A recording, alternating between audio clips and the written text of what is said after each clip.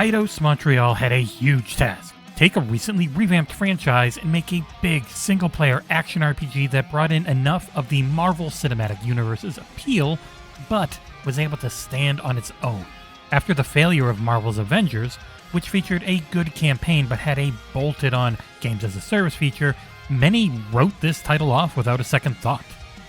We were a bit late to the party on this one, but after hearing solid buzz from members of our community, I had to give this one a look, and I am very glad that I did. Here is the XboxEra review of Marvel's Guardians of the Galaxy.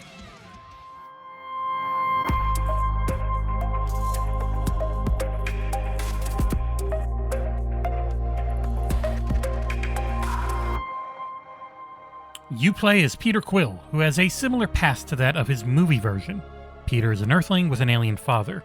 I will keep this as spoiler-free as possible, as the game's greatest strength is its story, and it deserves to be seen with fresh eyes. Throughout your journey, you'll help Peter grow as a fighter through a light leveling up system, as a leader through a choice system on certain dialogue segments, and as a person as he attempts to become something better. I honestly found this version of the character more endearing than the movie one, as he isn't always a complete idiot, only sometimes. There is real growth over the course of the game, and that goes for the rest of the team too. Drax is similar to his movie counterpart and far removed from his original human comic iteration, much like Star-Lord. The voice work for him is some of the best I've heard in a game, as the sense of seriousness with how he takes things literally is mixed with a deep sadness for long periods of the game. Rocket is Rocket, one angry flark.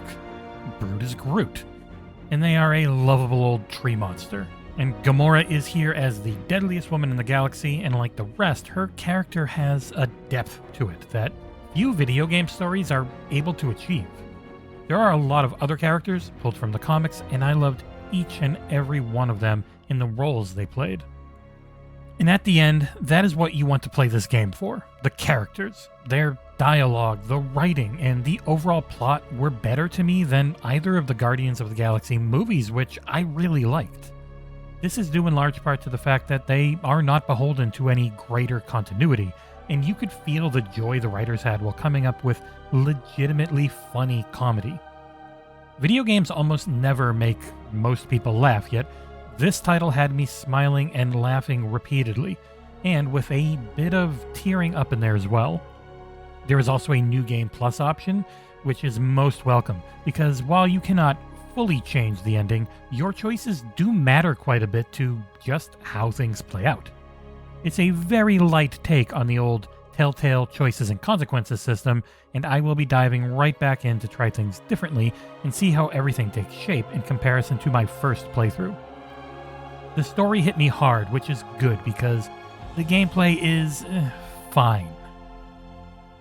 The game only ever has you play directly as Star-Lord, but you can control the special abilities of each of your companions by holding down the left bumper and hitting the corresponding face buttons.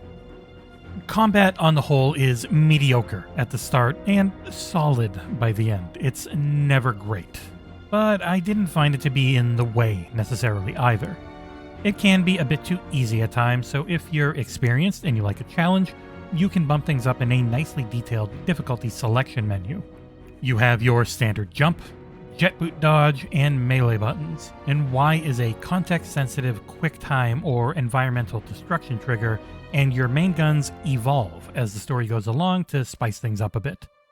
Each combat encounter gains you experience, and every 1,000 points of this experience gains you an ability point, which goes towards unlocking more special abilities for the team.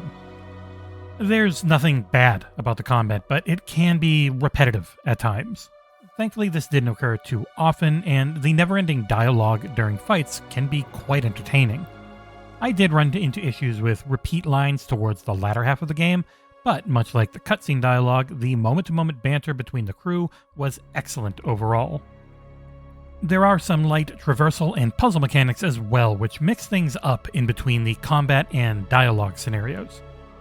Each of your team members can be prompted to help you traverse or unlock things, or in Drax's case, smash them in the environment using the same left bumper system. Rocket can unlock doors or fit through small spaces.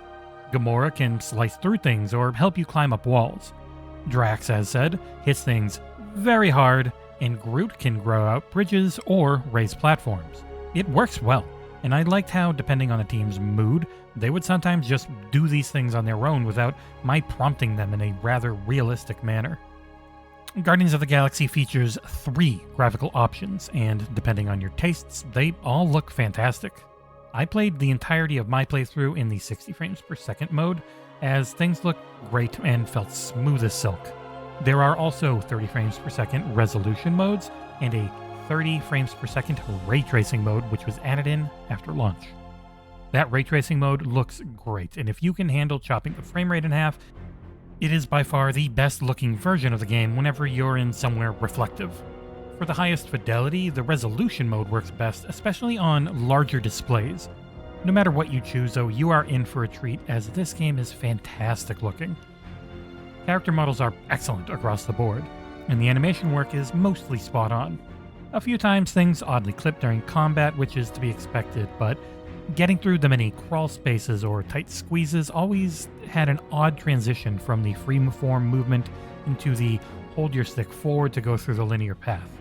It wasn't anything major, but it was noticeable. The environments are massive in scope, though small in actual playable areas. There are varied biomes, and they're very well designed, and though there is a little bit of backtracking through areas, things generally change up in them quite a bit in between your visits so that it feels fresh and exciting to go back. Audio-wise, the game is nearly perfect. Each character has excellent voice acting, from the main cast through the stellar supporting one. The music, both licensed and the tracks made specifically for the game, show an excellent understanding of what this story was going for. There is a lot of licensed music from Peter's youth, and the times it plays during the game or combat when you activate the Huddle Up, which is a hilarious sequence where Peter has to rally and focus the troops to get a buff for everyone, are some of my favorite in the game. There is also an excellent and very powerful photo mode that people far more talented than me have used to put out both gorgeous and hilarious pictures onto the internet. The game features a plethora of difficulty options, as mentioned before. You can set things to be as difficult or easy as you like when it comes to combat and quicktime events and so on. From how much damage you receive to how many hits you can take when your health is down to 0, there is a very large list of choices here that allows you to tailor the game to fit your needs and or desires. The level of control here is rare to see in a game like this, and I hope it becomes a standard moving forward. Bug-wise, I only ran into a few issues where sound would cut out for a short period of time, and once a trigger didn't go off for starting a cutscene. Thanks to a very generous and constant autosave system though, it was a quick reload to fix things. On the whole, the game was a solid, stable experience for me the entire time I was playing it on my Xbox Series X. Wrapping things up, this is an excellent video game that you should try and play at some point. It's worth buying full price if you have the money, but as it is on sale often now, it's 100% worth a pickup that way. Marvel's Guardians of the Galaxy might be one of my favorite superhero games after the Batman Arkham series. While the combat never reached that series' zenith, its story, writing, and voice acting was every bit as good. And that is seriously high praise for me, as the Arkham games are some of my favorite ever. Square Enix is a strange company though, and I'm not holding out much hope for a sequel here, but with how incredible this game turned out, I sure do hope that I'm wrong.